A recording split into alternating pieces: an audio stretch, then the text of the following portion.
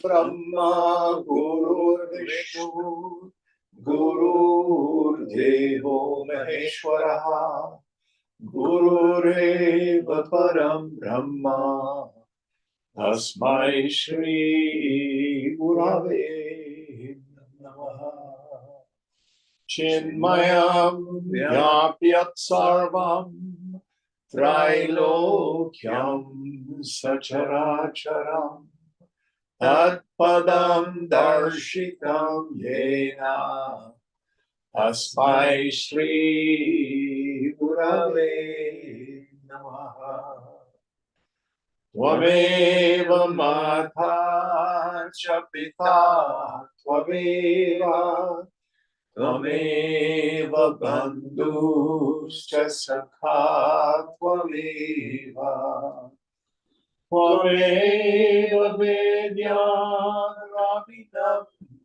Tvameva Tvameva Sarvam Mama Deva Deva Tvameva Sarvam Mama Deva Deva. Jai Guru. Yata sarvani bhutani pratibhanti stitani cha yatraivo pashamam yanti tasmai satyatmane namaha. So where are we in our text? Chapter 10, number 33. Chapter 10, number 33. You have a look. Mark, what page would that be? It's page 102. Verse 33. Dashura uvacha Swothanabha nripa kaschit Vikhyato bhuvanatraye Yasya nushana san sarve Shirobhi dharayanti cha. Dashura said, there is a certain king named Swotha, literally self-arising, renowned in the three worlds, whose commands all bear on their heads, that is, all respect highly. So this is an allegory. So let's see, first of all, what Dashura says. So we have the self-arising king Swatha, which everybody obeys. Going on. Trayastasya mahabaho deha viharanakshamaha jagat akramya tishtanti yuttamadhamamadhimaha. There are the bodies of the mighty armed one, which are capable of going about for pleasure. They, the highest, the lowest, and the middling, exist extending over the world. That didn't make sense to me. Sorry, three, did I say there? Three are the bodies of the mighty armed one, which are capable of going about for pleasure. Okay, so basically what he's describing is the mind. And these three arms, we're going to find out what they are. My suspicion is Sattva, Rajas, and Tamas. But let's see what they are. Going on. Vyomanyeva hi jato sao tatraiva cha sthiti gataha Chaturdasha maharatyam nagaram tena nirmitam. He was born only in the sky, and there itself did he attain to his position. A city with 14 highways was built by him. Okay, So again, the word is sky here. Is it gaganam or is it akash for sky? Vyoman. I don't know that word. Sky or space, and the idea is the mind in the end is nowhere standing outside of consciousness itself. It is the awareness of perception, feeling, thought. You have a perception, you have a feeling, you have a thought. Listen carefully. You do not have awareness. You have a subject-object relationship with sense objects. You have a subject-object relationship with an emotion. You have a subject-object relationship with a thought. But you do not know awareness as an object.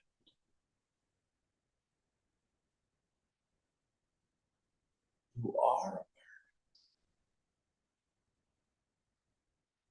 In the end, it's the symbol of awareness of the most ordinary waking state. Once you see it.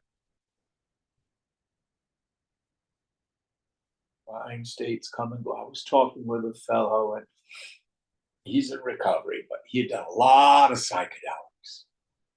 Oh, did he have spiritual experiences? Absolutely convinced on LSD and ecstasy. I had spiritual experiences. I'm sure he had experiences. But from the viewpoint of us Vedantins, did it have a beginning and an end? Did it have qualities or characteristics? And was it not an object of cognition? What's real is eternal.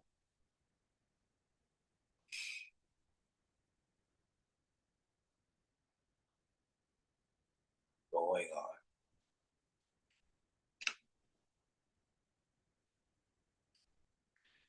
Vapi saptaka bhushadhyam deepadvaya vikarijam deepadvaya virajitam nana pavaraka srishta navadvara vibhushitaha. The city was rich in its ornaments in the form of 7 wells and illuminated by two lights or lamps. There, various inner apartments were created, adorned with 9 openings. So we'll go into what the symbology is once he finishes the story. I won't break it down bit by bit. Going on. Teshwantaha vividham krida karotyesha mahipatihi nirmayanyat puram gatva tata utthaya dhavati. Within them, this king performs various kinds of sport, creating another city, going there and getting up from there, or leaving it, he runs. Yes, so this is again various incarnations. The 9-gated city is the physical body. Going on. Svenaiva vyavahrityasau kadachit paribhuyate mudam eti kadachitta dukkhitosmiti shochati. By his own action, he is overcome at some time or other. Sometimes he obtains joy, and at other times he mourns, I am distressed. So it is this jiva, it is this mind, essentially, that is then cause to experience joy and sorrow, literally by its own creations. I like to use the examples like you take a big piece of butcher paper, then you draw a carrot on it. Then you find yourself a stick that's just a little bit longer than your arm, and you will fix it to a headband. Put the headband on, and there's the stick. And out there is a carrot which you drew. Then you start running after the carrot. And the wind blows, and you're able to grab the carrot. I'm so happy. I have a carrot.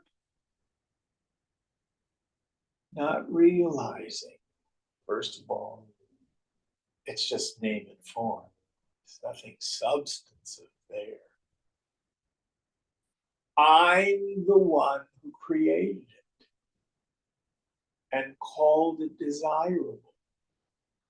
I'm the one who decided that my happiness is separate from me. And then I struggle to get what I already am. And then I feel so smart when I accomplish something.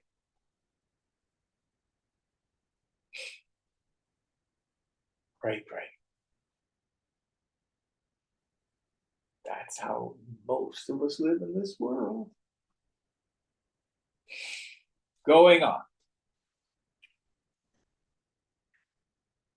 Section 4. Sankalpa Prabhavaha.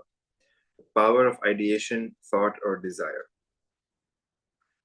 Putra uvacha ka esha bhavata prokta swathanama mahipatihi. The son said, "Who is this king named Swatha mentioned by your honor?" So now we're going to get the explanation of the allegory. Going on. Dashura uvacha idam sansara sansthanam evam te kathitam maya. Dashura said, "This configuration of worldly existence has thus been narrated to you by me." Yeah, so the whole allegory is about life the way most people live it, which is samsara, the world of becoming, the world filled. 95 cents worth of work for a nickel's worth of joy. And this body, when you're young, you get maybe 15 minutes where the damn thing doesn't hurt and looks okay.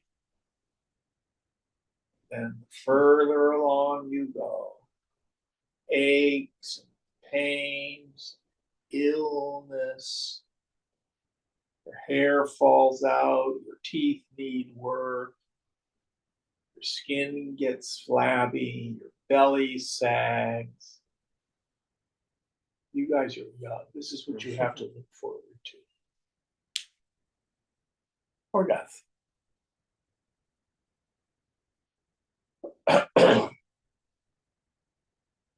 That's the body.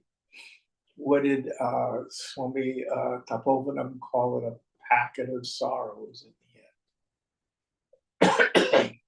And if either of you have been sick recently, you know, health is the greatest wealth, and we don't realize we have it until we lose it. I know you went through a period. Yes, feeling terrible for a while, weren't you? Yeah. Still fun.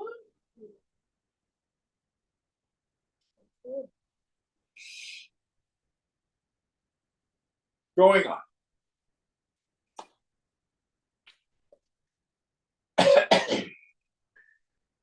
Paramat nabhaso jata sankalpa swatha uchyate jayate swayameva sao swayameva viliyate.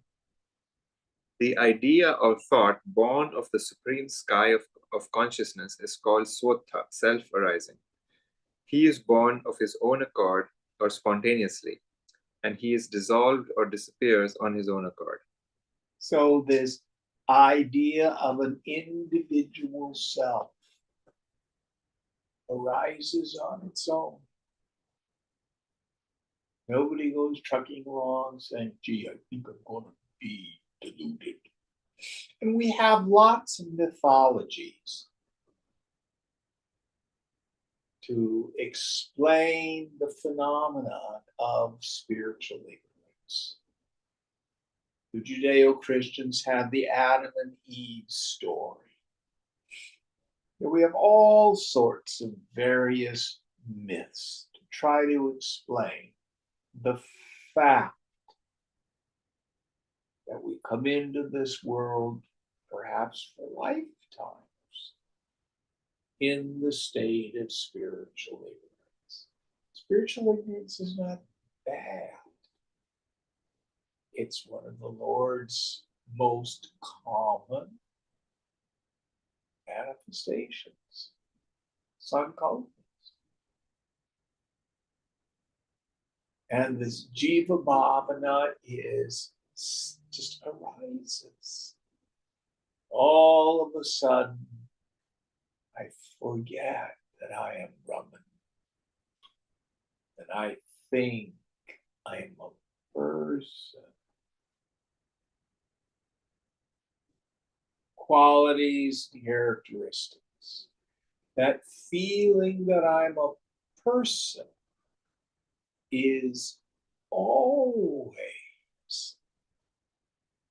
accompanied with a sense of what I call spiritual impoverishment. I'm not enough, there's not enough.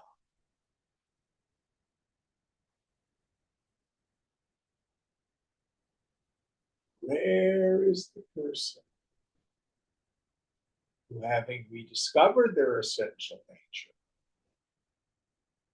is liberated while living because they have, you've been using Jao past couple of get out this ego sense.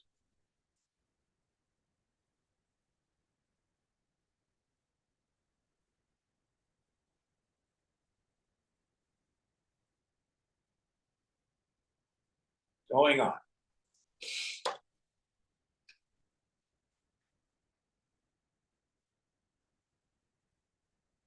Shunye vyomani te nedam nirmitam trijagatpuram chatur chaturdashatra lokahi Deepau Chandra Divarakau.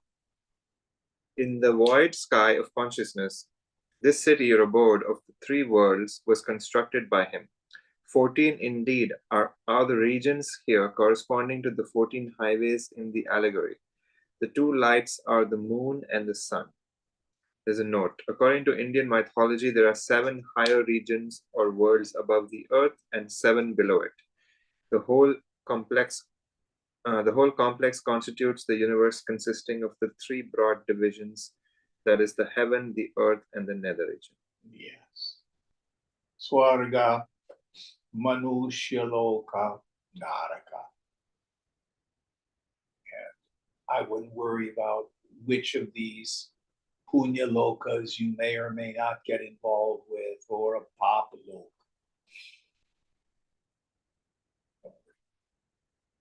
Your yoga's done in Manushya-loka, a human realm. Going on.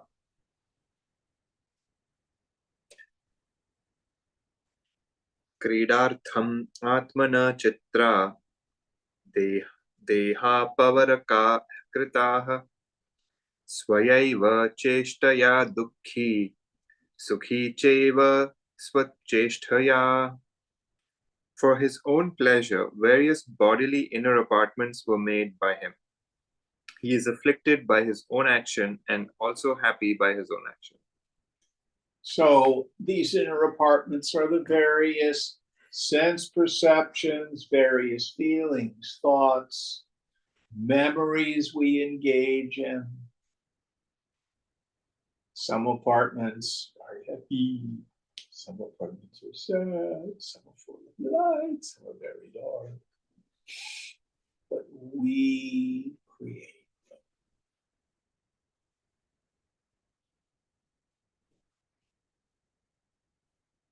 Going on.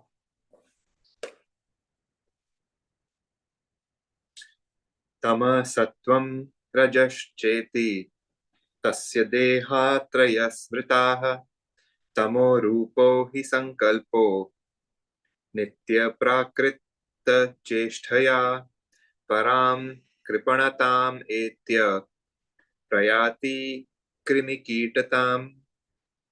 Tamas, or inertia, ignorance and darkness; sattva, or harmony, knowledge and light; and rajas, or activity, passion and agitation, are said to be his three bodies. Idea or thought of the nature of tamas, reduced to the state of extreme wretchedness by its continual natural action, goes forth to the state of worms and insects. Yep. So if you live a tamasic life this time around, I'd hate to see if you come back as a worm or an insect. But you can be a worm or an insect in this life.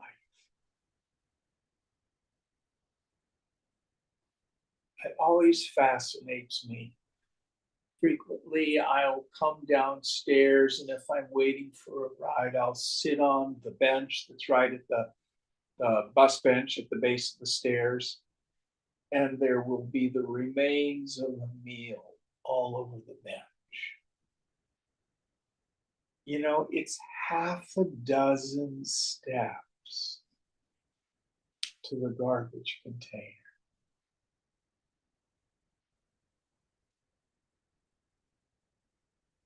But have you ever seen a dog who's wolfing down somebody's hamburger, pick up the wrappers?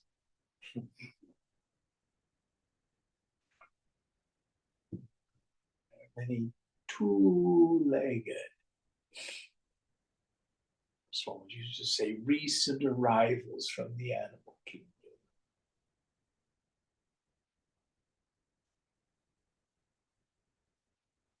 You watch many, many animals, and you'll see them fighting for dominance. I saw an interview with Jane Goodall, and she was talking about, I can't remember if it was, I think it was chimpanzees, that some of the male the chimpanzees, they'll display and they'll shake the bushes and pound on their chest and shake their fist. She says, you know, they're not a whole lot different than you and me. So it's pretty deeply embedded behaviors. And we wonder why so many dimensions of society are the way they are. Could they be otherwise? But it's possible for rare souls to transcend those natures. It's very good. Going on.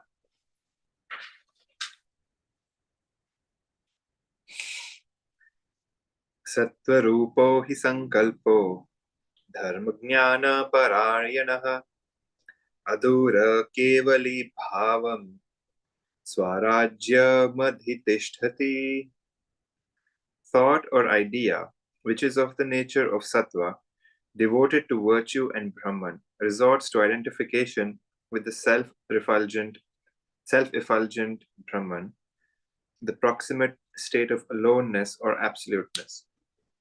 So what's so very interesting? Here we have the greatest scriptures perhaps in the world. We have a structure, a gestalt by which people can come to this direct experience.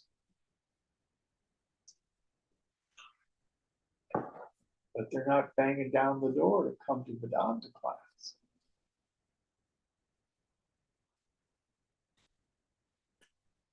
You know, if you have an abundance seminar, how to buy and sell real estate, or how to make money with Bitcoin, or what are the new ones? They've got crypto, yes.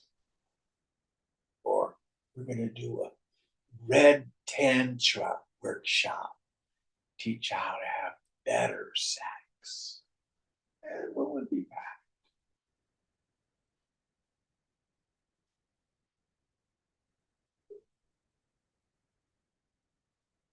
Or you find some teacher with a jewel turban who promises you come give me all your money and I'll fix everything.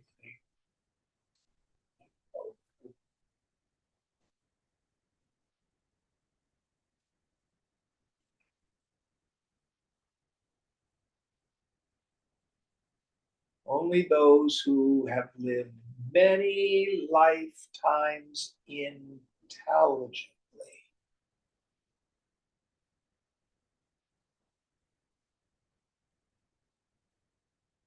can even see the possibility of moksha.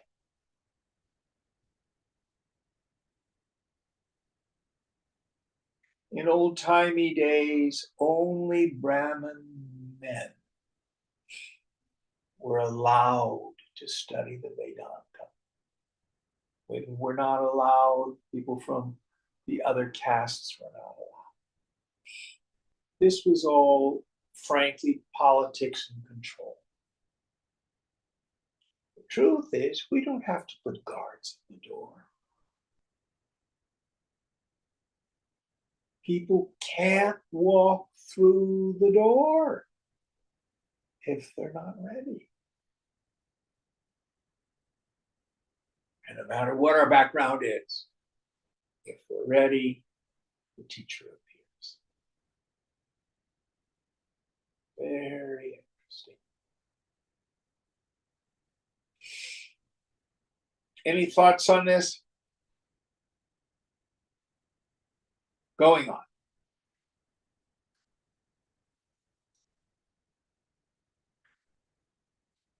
रजो रूपो हि संकल्पो लोक संव्यवहारवान् परितिष्ठति संसारे पुत्रदारानुरञ्जितः. Thought or idea which is of the nature of rajas, possessed of the affairs of the world, abides much in worldly existence, pleased by children and wife. So this is the vast majority of us. We may have some sattvic sanskaras. We do some study, but the pull of Rajoguna is incredibly strong for some of us. No blame. Just see it for what it is. Some of them we can burn out through insight, viveka vairagya. Others we live through. There's no other way. There's no other way.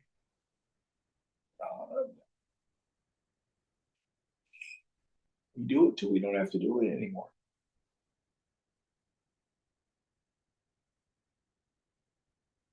Real renunciation is rarely effective if done out of a good idea or some moral precept. It almost always will come out sideways. We either renounce because of bitter experience, we see the pain that it causes, or we have real insight.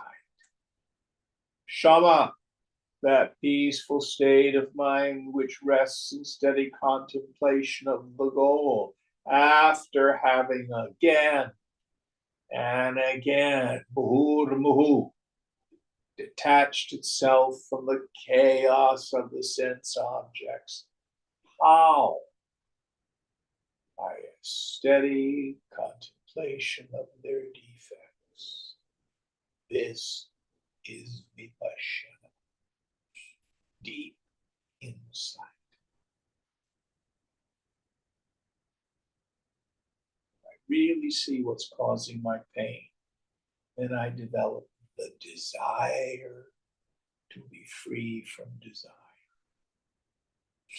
Before that, I want my cake and eat it too. I love God, but I also love fill in the blank. I want it. No blame. You can't shut it off like a light switch. Any thoughts on this? Next one.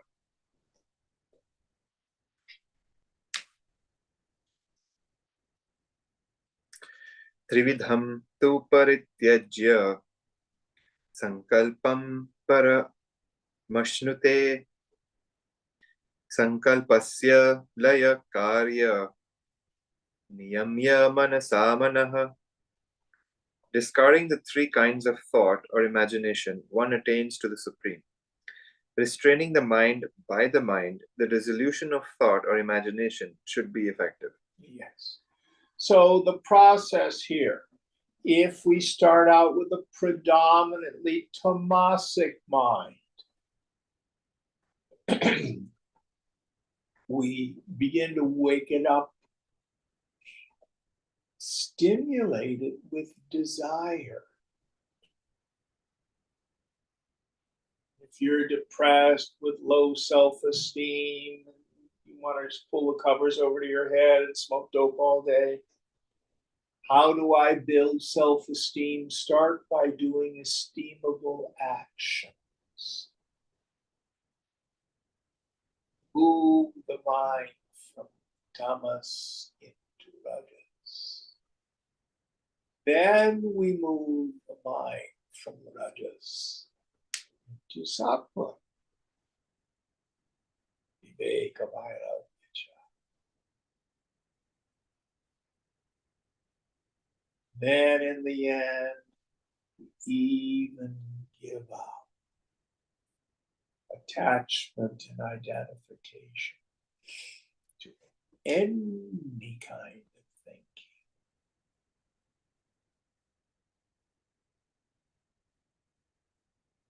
Going on.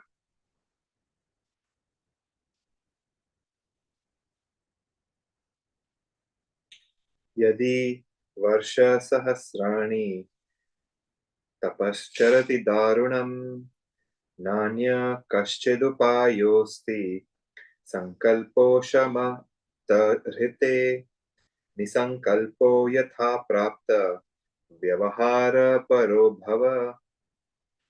Even if one performs fierce or severe austerities for thousands of years, there is no other means for realization of the Supreme Spirit except the pacification or cessation of thought or imagination. Be without wish or imagination, intent on such occupation or work suitable to circumstances. Yes. So this is how we should act in the world. Give up hope. I'll be happy when, it'll get better if. No, everything you need for peace of mind is right here. Give up all ego prompted desires. If I have a belief, if only I have a fill in the blank, it'll all be better.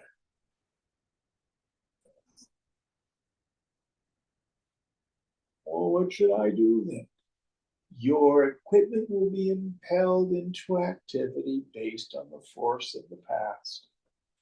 and the qualities of your mind, Guna and karma. Do what's appropriate.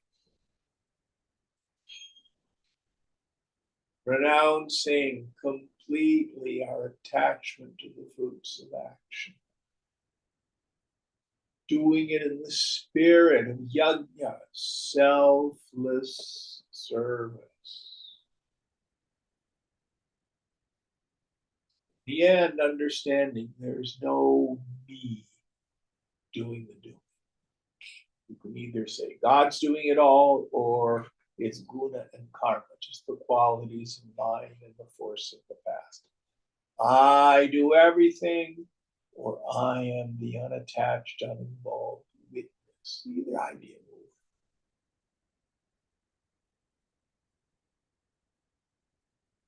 This purifies the mind. We burn up vasana without creating new ones. Going on. The last piece where he says, intent on such occupation suitable to circumstances. That means that you will do what you will do. Is that what? Yeah, and your prada will put you where you're supposed to be.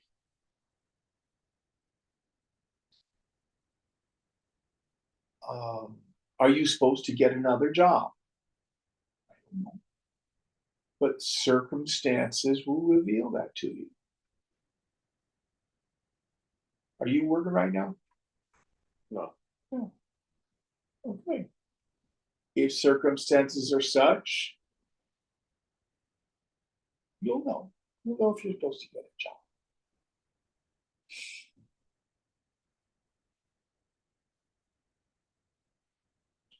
Will the current position you have that you're starting on Monday work out? I don't know. Maybe it will or it won't.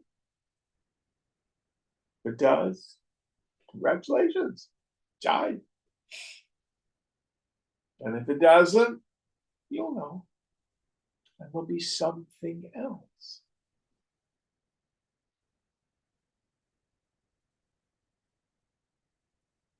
I jokingly tell people, God has led me through life through my wallet. I'm not a trust fund kid. I've always had to pay the rent. Try to do something. And I never married rich. It's simple. It's simple. But obviously we have a spiritual right to do something we love. You can't at the present time do what you love. You work on loving what you're doing. But that's not the answer to the problems of existence. We do what's appropriate. Is that useful? Is that helpful? Mm-hmm. If your wife starts wagging her finger at you, get an effing job. Yeah, probably, happy wife, happy life. Very good slogan. Don't you like that one? Yes, no. I do like it, yes. Very important. Every husband needs to learn that. All right, going on.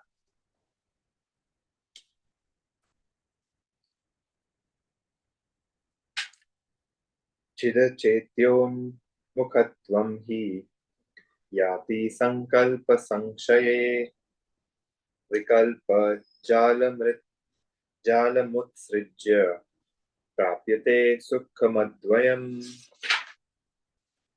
On the destruction of thought or imagination, consciousness indeed goes to the state of not looking up to what is perceived or understood. That is, consciousness shines without objectification. Having given up on the web of uncertainty or ignorance, the non-dual bliss is obtained. So, what is the mind? The mind has two elements. This is the paradigm we get in Tripura Rahasya. First, prakasha, the light of pure awareness. That scripture then says, then we have vimarsha, which is deliberation, which is just a catch-all phrase for any movement of thought, perception, memory, feeling, idea, imagery.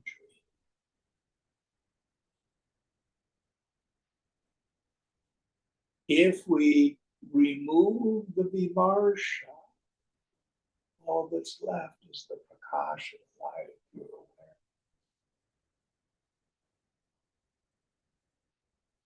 It's of value to enter into that state, samadhi, even for an instant.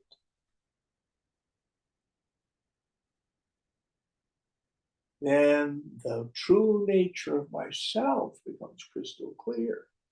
When the mind returns, it goes, oh, I get it. There's nobody there.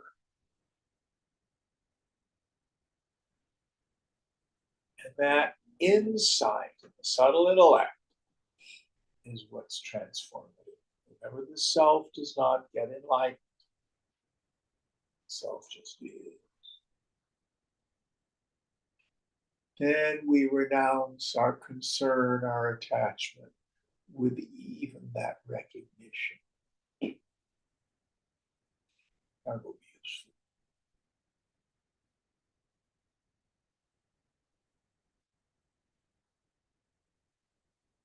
And what we call sahaja samadhi, natural or continuous samadhi. So when the jnani sees the fundamental unreality of the mind itself. When you understand the unreality of the mind, you understand the unreality of the world. They're essentially the same thing. Seen, but not real. Don't take it so seriously.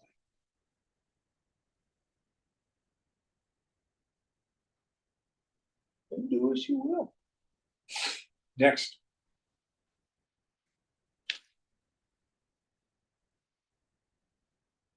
Putrovacha ki trishastat-sankalpa katham utpadhyate cha saha katham cha vriddhimayati katham chaisha vinashyati.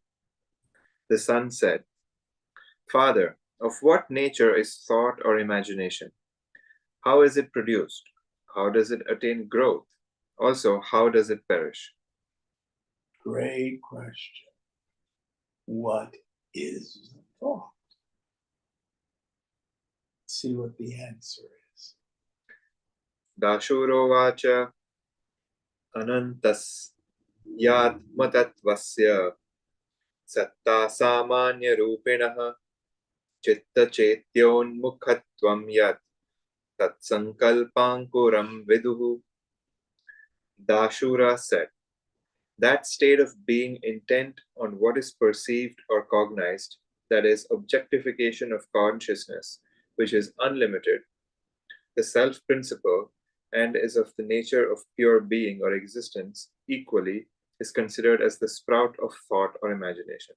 Yeah, so it starts with perception. We can almost see this develop in infants. I love the fact that some parents will put a mobile above a crib of a newborn. You know, these kind of twirly things, the baby's just lying there. Why do they do it? Well, so the baby learns to focus its eyes. Why does it need to learn to focus its eyes? Why should I focus my eyes? What's that have to do with anything? Why not let them be unfocused and just let them be this wash of color and light? And we learn that.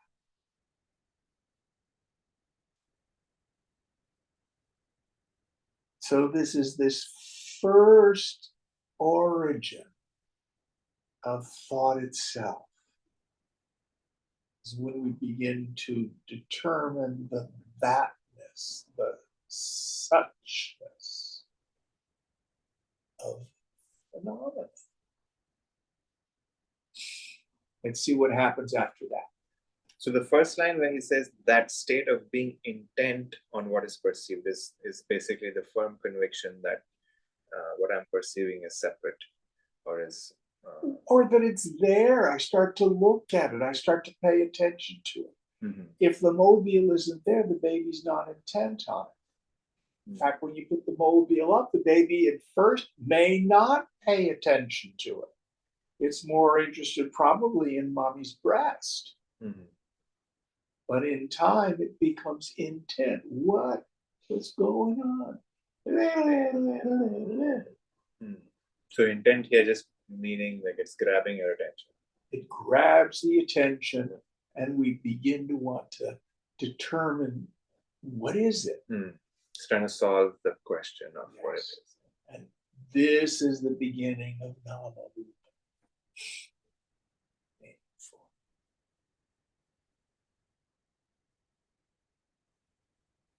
Is that a little clear? I always like to use the example, I go out to Ocean Beach and I see something out in the ocean and it's white.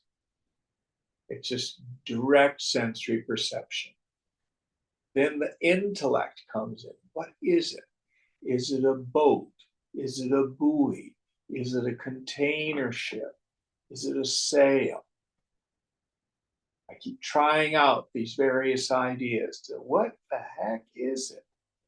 Oh, yes, it is a sail. Oh, it's on a sailboat. Oh, that looks like it's about a 32-foot catch. Oh, what a beautiful boat. I remember sailing on boats when I was a kid with my dad. I loved it. Oh, I bet it'd be fun. And then the mind comes in with story.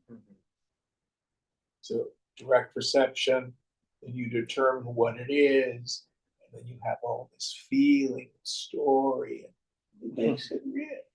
And then it turns out it's a bird and not a boat. Could be. Yeah, forgot the bird. Yeah. And then I'm disappointed. Okay, but you get the idea. Going on.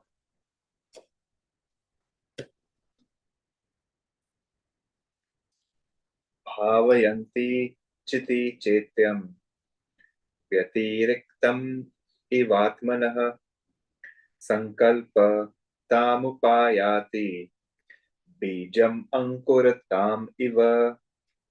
The conscious mind, thinking of the cognized object as if it were separated from itself, arrives at the state of thought or imagination, just as the seed attains to the state of the sprout. Yes.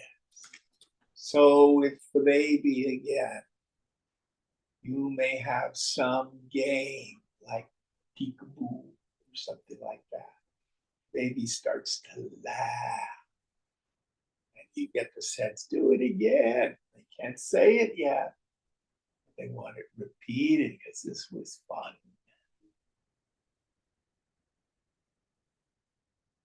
And these impressions start to lay down.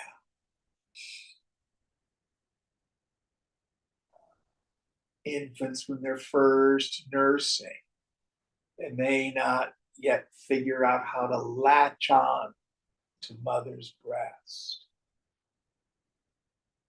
Mothers get really worried.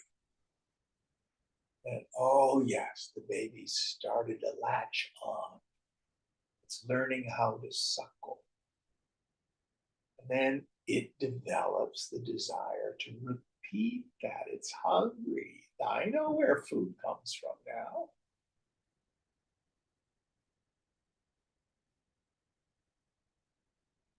It's all this process.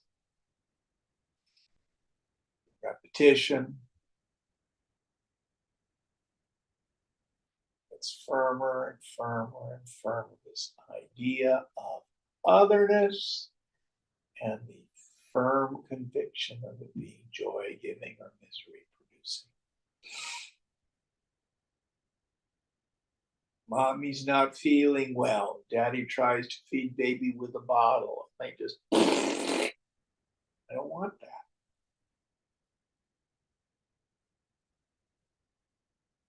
Going on.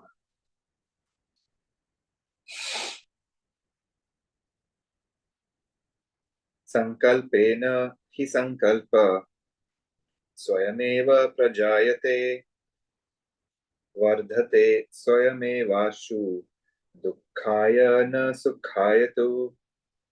Thought is indeed born of thought only by itself. It grows fast by itself for grief, but nor for happiness. That is, the growth of thought or imagination brings only grief, not pleasure. And the word here he's translating as thought is sankalpa, sankalpena, by means of imagination, by means of thought, instrumental case.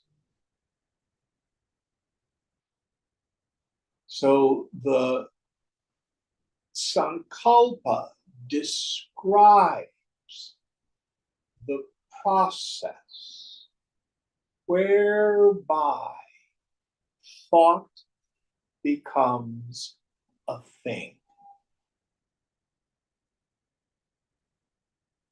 It happens macrocosmically. It's the way the Lord brings about the universe. It also happens microcosmically. Your mind and mine. The law of sankalpa. Any sankalpa consistently maintained, that isn't contradicted or conflicted, tends towards grossification, or we could say manifestation. It begins to appear as other and solid.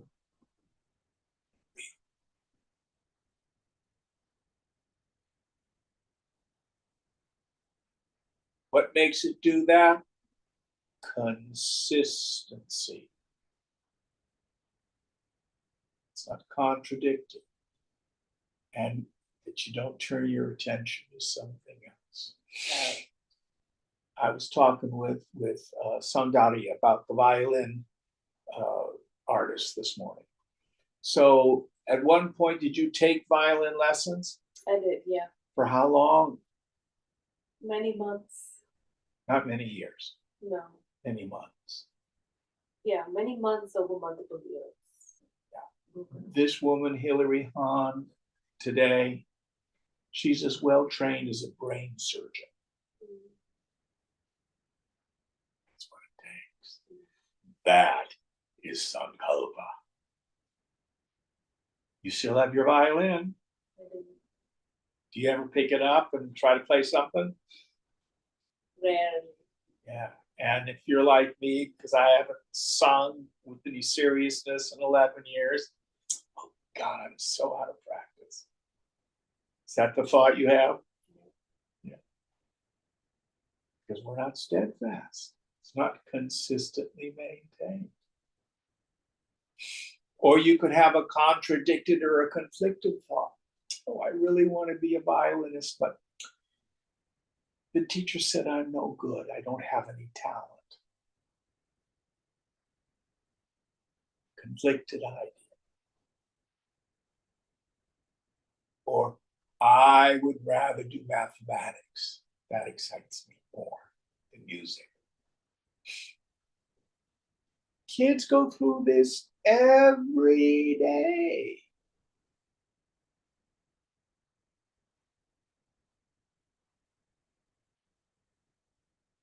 I was talking to some young musicians at the symphony on Sunday.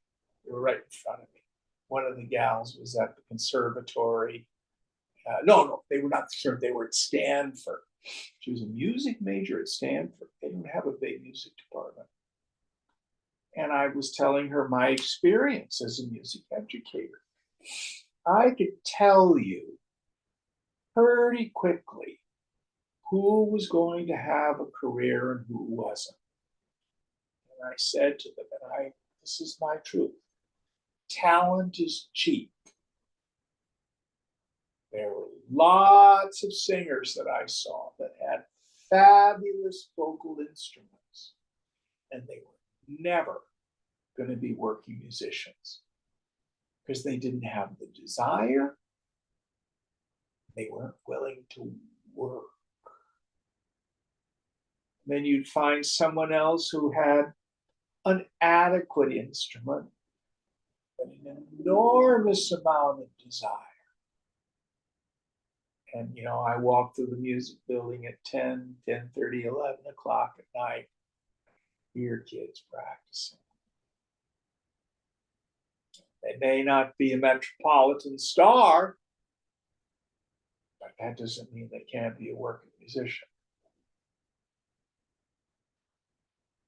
You have to have all that hard work, plus the God-given instrument to reach the top. More people will be president of the United States than a world-class singer. Is that rare? But that point is, it's sankalpa. It's consistently maintained. It's not contradicted or conflicted.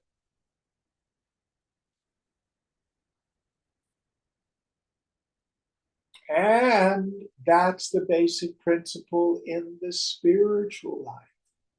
When we turn that intention towards the infinite, we call it mumukshutva, the burning desire for liberation.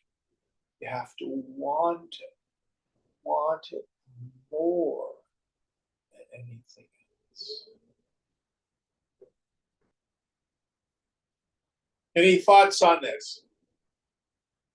Going on.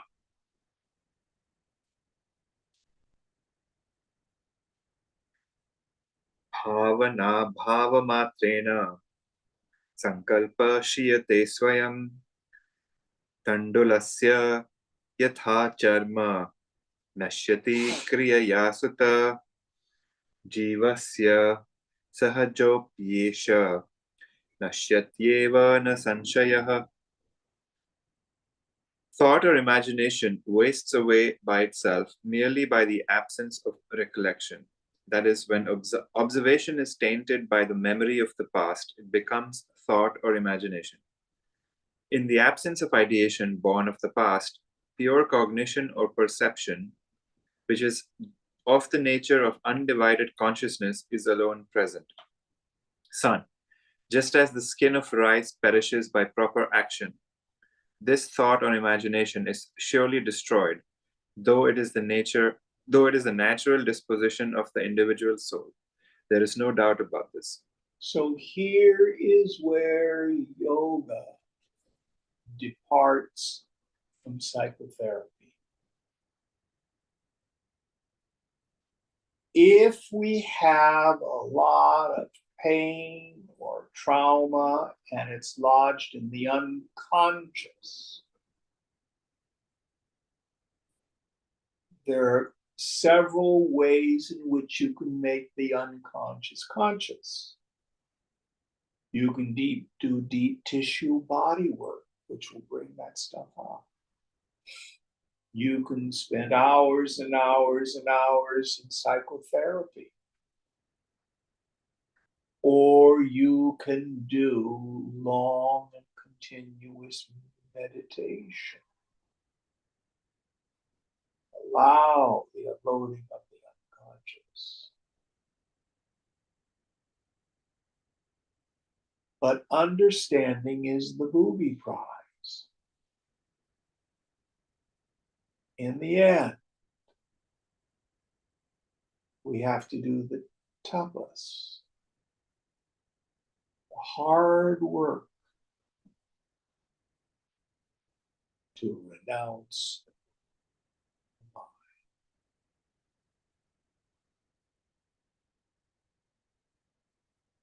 Knowing why I'm so upset, why I'm triggered,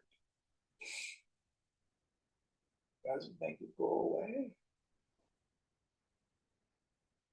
In the end, we have to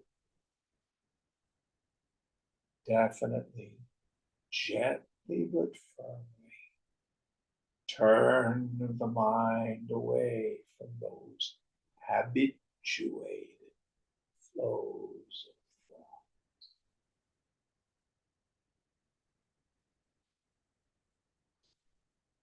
Going causation hunting, in the end, is an endless venture.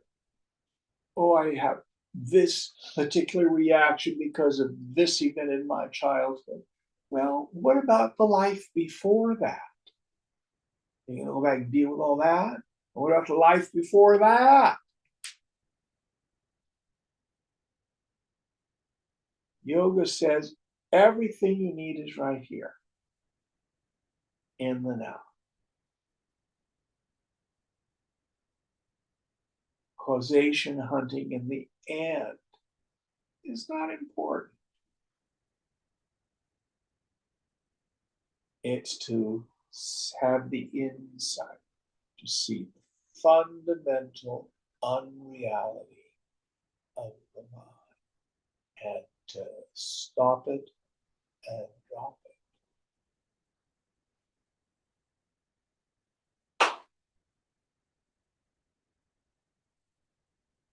Any thoughts on this? It's an important verse. Would you read the English one more time?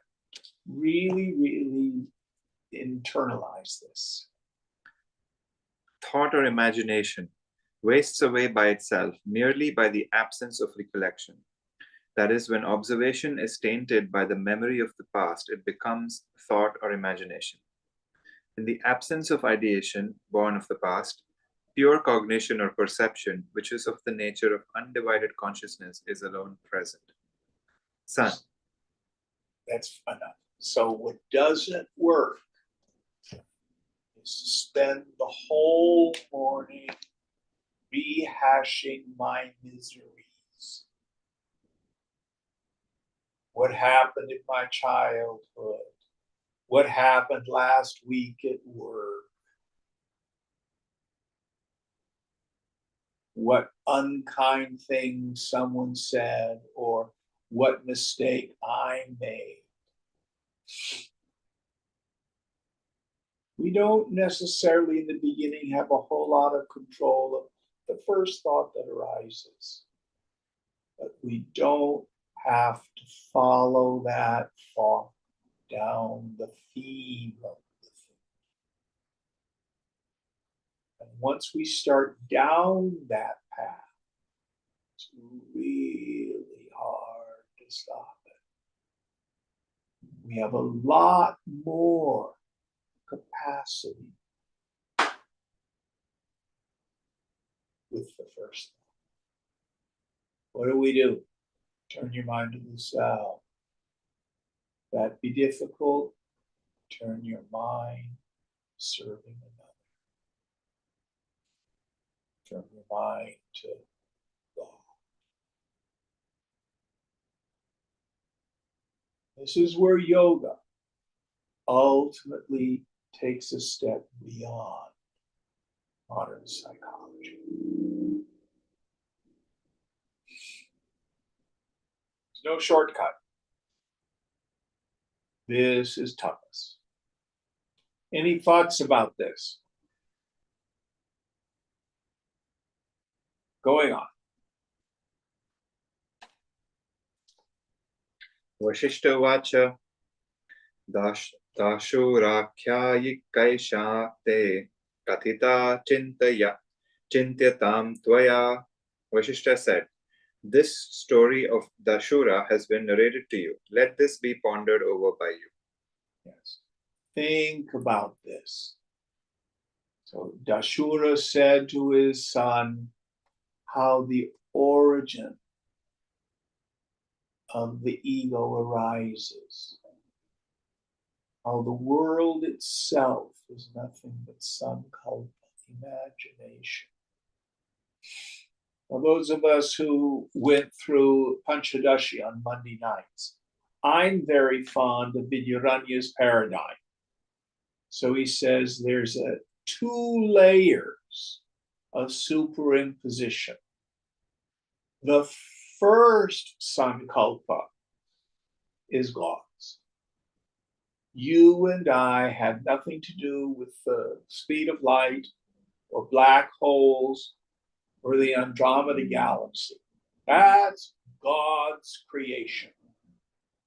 But it is inherently neutral. Is the speed of light good or bad? Just or unjust? Right or wrong? Oh, it just is. The entire creation is like that. Then there's a secondary superimposition. My judgments of it. This politician is good. That politician is terrible. This economic situation is good. Oh, this is so terrible. I really got what I want. Oh, it's so good. It didn't happen. Where?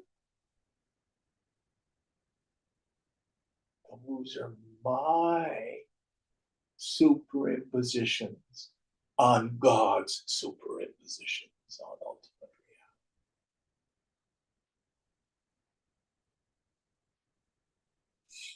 reality. Good paradigm. All right, are we ending up this story? There's one more section, I think. Okay, we'll do a few more. Section 5. Vasana Tyagaha, Yes. the renunciation of mental impressions. Kartrita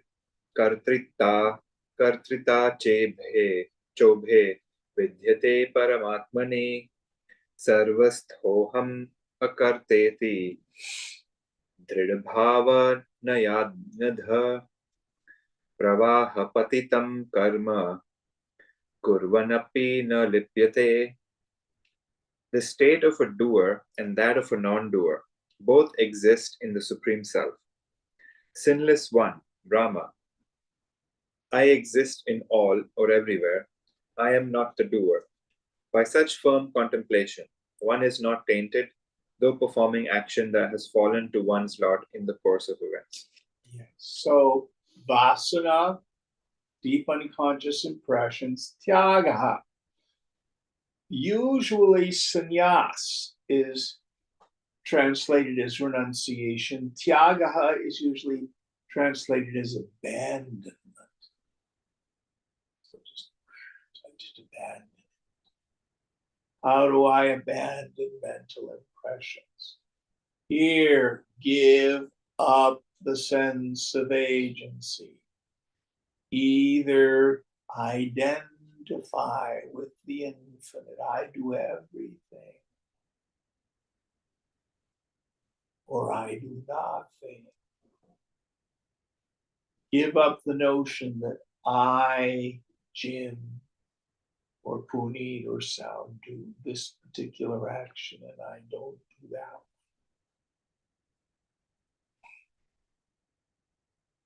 Who or what is the agent? You can either say Ishwara is the agent, or you can say Guna and Karma is the agent. In the end, it's the same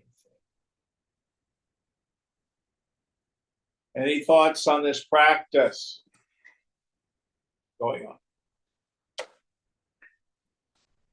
Atha sarvam karomiti mahakartritaya taya yadichhasi sthitim rama tattamyapyuttamam viduhu. Rama, but if you desire the fixity or steadiness in the contemplation, quote, I do everything, end quote, by that state of supreme doership, then even that is considered as excellent. Yes. So again, these two ideas, I do everything or I do nothing. What you want to renounce is I, the individual, do specific and don't do other things specific. Going on.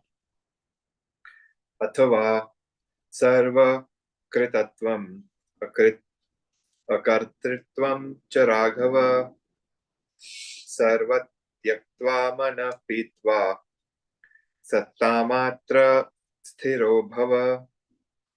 Or else, Raghava, abandoning all conceptions such as the state of an all-doer or a non-doer, and drinking up or absorbing the mind, be firm or steady as mere existence or being. So you can also just empty everything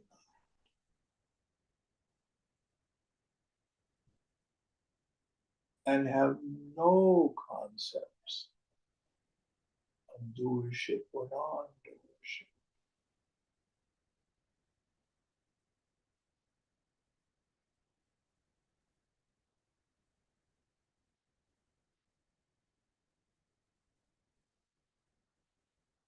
Musicians will frequently go to this place. I don't know if you've had this experience playing the guitar. Maybe when you were in the rock and roll band, where it's almost like you were there, it was just coming through. Mm-hmm. We call it being in the zone today.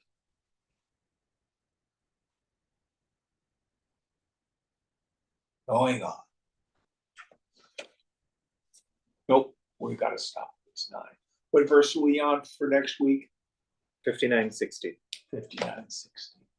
Om Purnamada Purnamidam Purnat Purnamudachyate Purnasya Purnamadhaya Purnameva Shishyate.